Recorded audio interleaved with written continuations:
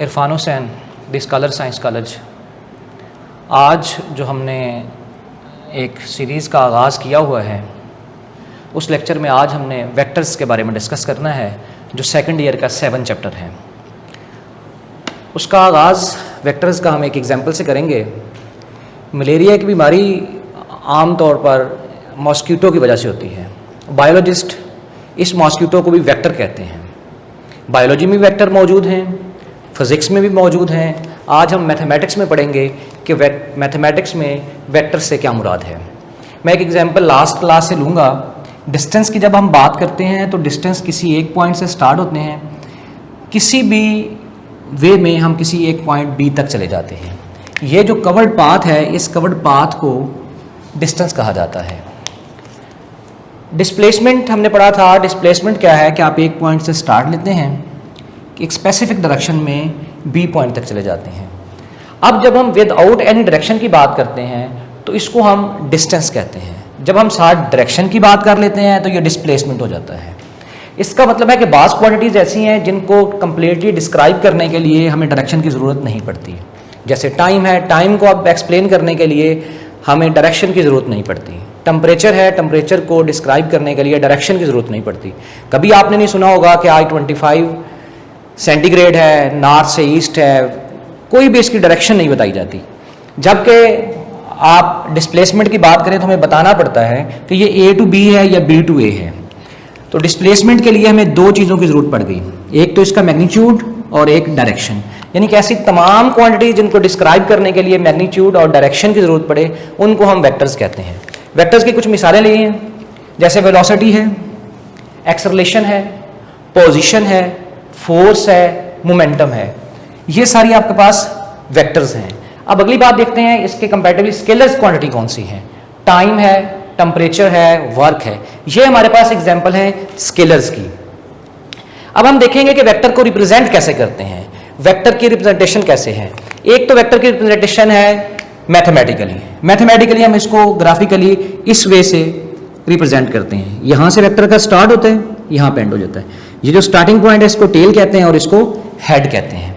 अब इसके इस स्टार्टिंग पॉइंट से यहाँ से लेकर यहाँ तक जो इसकी लेंथ होती है, इसको हम इसका मैग्नीट्यूड कहते हैं। मैग्नीट्यूड हो गया, और ये इसकी होती है डायरेक्शन। अब यहाँ पे देखें, इधर देखें, थ्रू आउट जिसको ये ग्राफिकली रिप्रेजेंट किया गया है, ये इस वेक्टर की डायरेक्शन को बता रहे हैं। टेल हो गया, हेड हो गया, ये इसकी सारी डायरेक्शन हो गई, ये इसका मैग्नीट्यूड हो गया। किसकी मैग्नीट्यूड का है? मैग्नीट्यूड को नॉर्म भी कहते हैं, लेंथ ऑफ वेक्टर भी कहते हैं। अब अगर हम वेक्टर को लेटर के लिए जब रिप्रेजेंट करेंगे तो उसमें भी हमारे पास डिफरेंट तरीकाकार हैं। एक ये है कि हम इसको कैपिटल लेटर से रिप्रेजेंट कर लेते हैं। मुख्तलिफ ऑथर मुख्तलिफ रिप्रेजेंटेशन यूज करते हैं।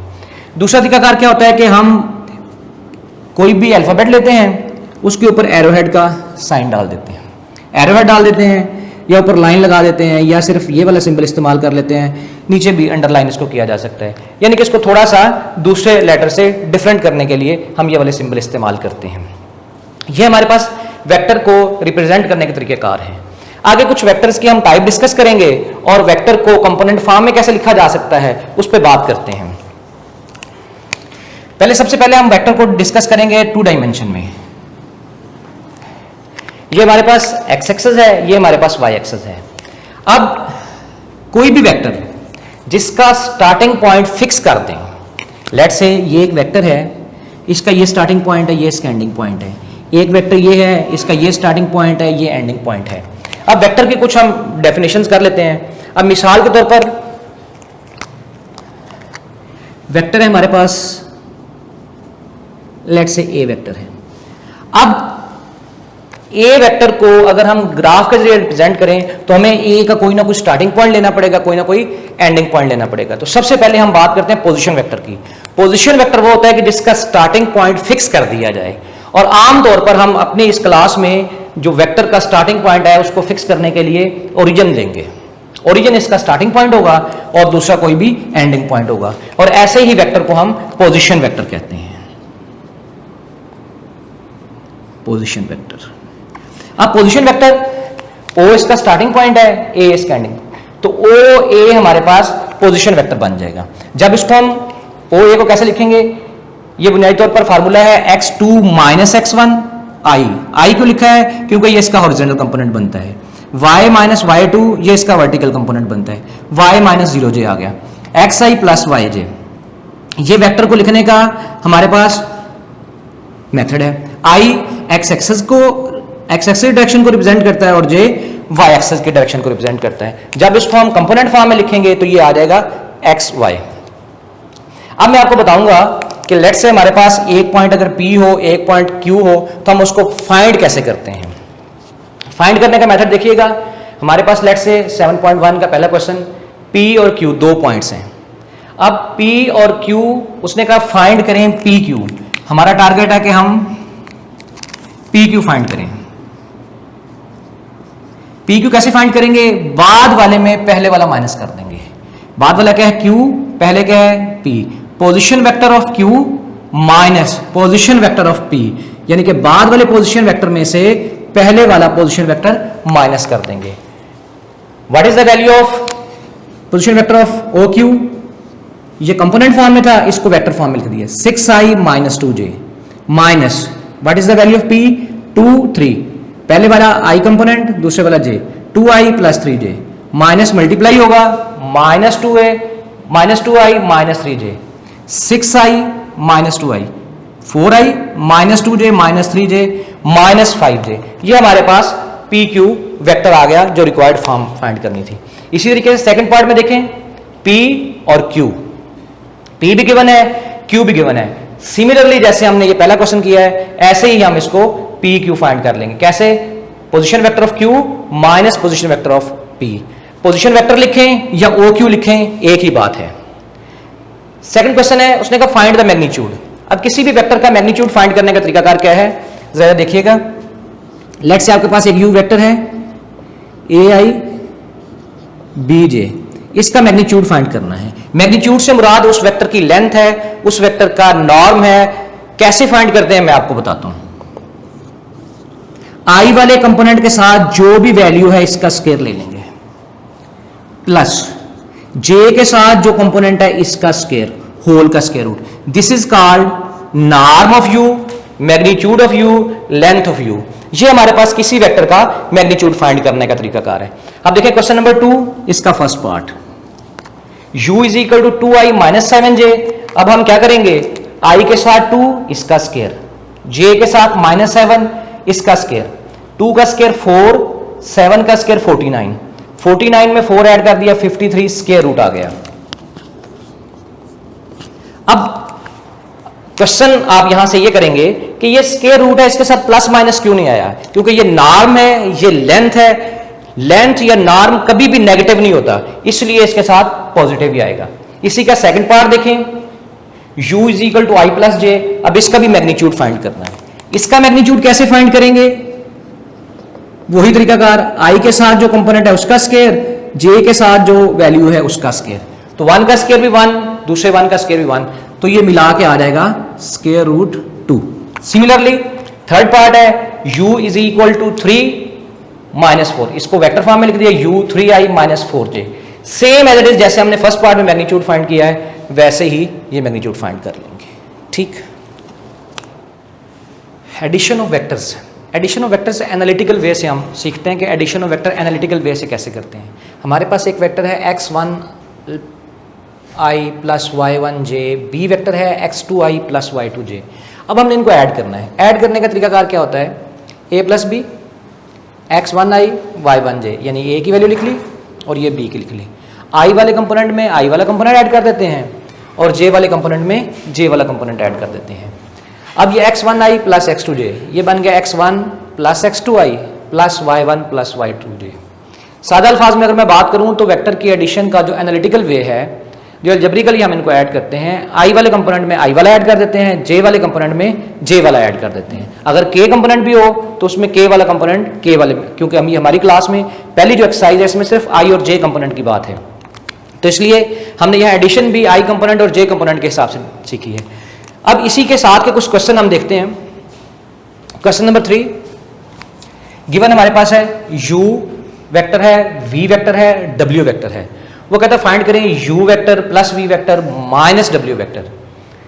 क्या करेंगे हम, पहले u की वैल्यू लिख देंगे प्लस v की वैल्यू लिख देंगे माइनस w की वैल्यू लिख देंगे। अब वही तरीकाकार जो हमने सीखा था सेम एज इट इज, ये माइनस है, साइन चेंज हो जाएंगे। उसके बाद i वाले कंपोनेंट में i वाला कंपोनेंट ऐड करते हैं और ये i वाला, इन तीनों को कंबाइन करके लिख लिया हमने, और ये j वाले कंपोनेंट को कंबाइन करके लिख लिया।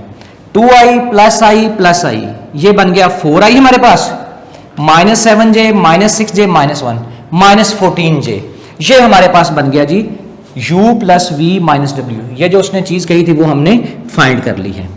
नेक्स्ट पार्ट है 2u minus 3v plus 4w।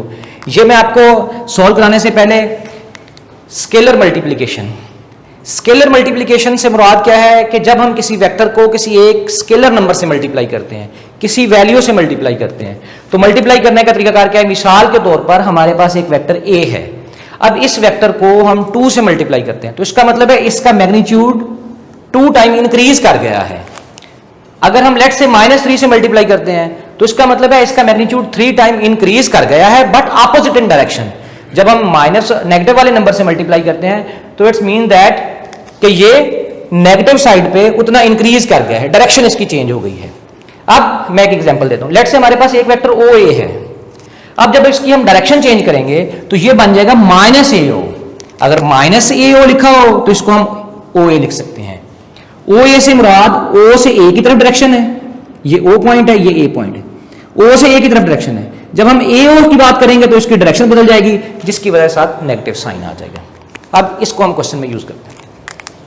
यहां देखिए 2u minus 3w plus 4w, इसका मतलब है u को पहले हम 2 से मल्टीप्लाई करेंगे, v को 3 से मल्टीप्लाई करेंगे, w को 4 से मल्टीप्लाई करेंगे। 2u minus 3w plus 3v plus 4w, u की वैल्यू पुट कर दी, v की वैल्यू यहां लिख दी, w ये आ गया।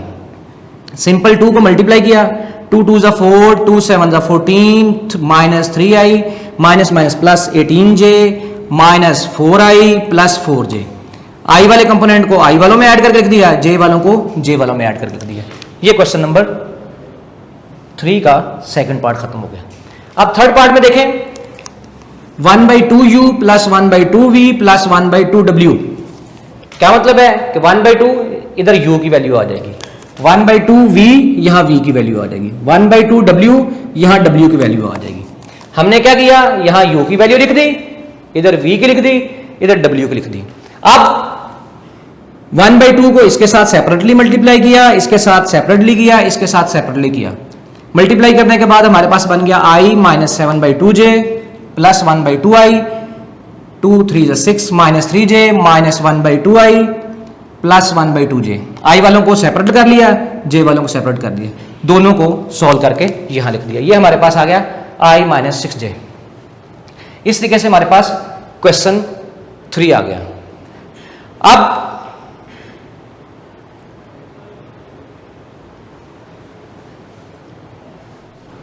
हमारे पास क्वेश्चन नंबर 4 में a एंड b गिवन है, c एंड d गिवन है। कहता फाइंड करें ab plus C D. A B plus C D find करने के लिए हमारे पास ए बी चाहिए और सी डी चाहिए। हमने ए बी, जैसा कि पहले मैंने जिक्र किया, ए बी फाइंड कैसे करते हैं, position vector of B minus position vector of A. B की वैल्यू यहां लिख दी 2i plus 0j minus i minus j minus minus plus 2i minus 1 i 0 plus j plus 1j, j आ गया। A B की value आ गई। Similarly क्या करेंगे, सी डी की वैल्यू फाइंड करेंगे। सी डी की वैल्यू कैसे फाइंड करेंगे, पोजीशन वेक्टर ऑफ डी यानी कि बाद वाले वेक्टर में से पहले वाले का पोजीशन वेक्टर माइनस करना है। ओडी माइनस ओसी, ओडी की वैल्यू जो थी वो हमने यहां लिख दी और ओसी की ये वाली वैल्यू इधर लिख दी, क्योंकि स्टार में माइनस है, साइन चेंज हो जाएंगे। Plus I minus 3j, 2i plus minus I, इसके साथ माइनस था तो एक रह गया, plus 2j minus 3j minus j आ गया। अब इन दोनों को हम ऐड करेंगे, A B plus C D. A B की वैल्यू लिख दी, सी डी की वैल्यू लिख दी, i minus I 0i, j minus j 0j, ये हमारे पास 0 आ गया। ये एक्चुअली हमारे पास 0 नहीं है, 0 वेक्टर है। 0 वेक्टर कौन सा होता है, जिसकी जो डायरेक्शन है वो आर्बिट्रेरी होती है और इसका मैग्नीट्यूड 0 ही होता है। तो जब हम 0 वेक्टर को लिखेंगे तो इसको थोड़ा सा बोल्ड करके लिखेंगे। आम लेटर से थोड़ा सा बोल्ड करके लिखेंगे ताकि पता चल जाए ये जीरो वेक्टर है, जीरो स्केलर नहीं है। जीरो वेक्टर में और जीरो स्केलर में फर्क है। क्वेश्चन नंबर 5 की बात करते हैं। 5 में हमारे पास गिवन है, कहता है जी A B O B given है, बी गिवन है और ओ गिवन है और ए बी गिवन है। कहता है फाइंड करें ओ ए। ओ ए हमने फाइंड करना है। ओ ए कैसे फाइंड होगा? हम पहले ए बी फाइंड करना सीखा हुआ है हमने। ए बी कैसे फाइंड करते हैं? Position vector of B minus position vector of A. अब what is the value of O B? -2i + 5j, -2i + 5j। O A हमने फाइंड करना है, एज इट इज रहने देंगे। ए बी की हमारे पास वैल्यू है 4i - 2j, ये हमने लिख दिया 4i - 2j। हमने फाइंड माइनस ओ ए करना है, इसको इधर रहने दिया, ये वाली वैल्यू उठा के इधर ले, ये माइनस था इधर आके प्लस हो गया, ये प्लस है इधर आके माइनस हो गया। 4i + 2i + 6j - 2j - 5j - 7j। बुनियादी तौर पर फाइंड हमने क्या करना था? फाइंड हमने करना है ओ ए। अब मैंने आपको लास्ट टाइम भी बताया था कि ओ ए को लिख सकते हैं -ao वेक्टर। अब अगर -ao लिखा हो तो ओ ए लिख सकते हैं, या इसको अगर -oa लिखा हो तो इसको हम AOB लिख सकते हैं। यानी कि जब डायरेक्शन चेंज करेंगे तो नेगेटिव का साइन अगर नहीं होगा तो आ जाएगा, अगर होगा तो खत्म हो जाएगा। यहां हमारे पास आया है -oa। अब हमने फाइंड करना है AO वेक्टर, तो क्या करेंगे? ये माइनस का साइन खत्म हो जाएगा और 6i - 7j हमारे पास रिक्वायर्ड आंसर आ जाएगा। आज तक का हमारा यही लेक्चर था। इंशाल्लाह नेक्स्ट क्वेश्चन नंबर 6 से 7.1 सेकंड ईयर नेक्स्ट लेक्चर के साथ इंशाल्लाह फिर हाजिर होंगे। Thank you.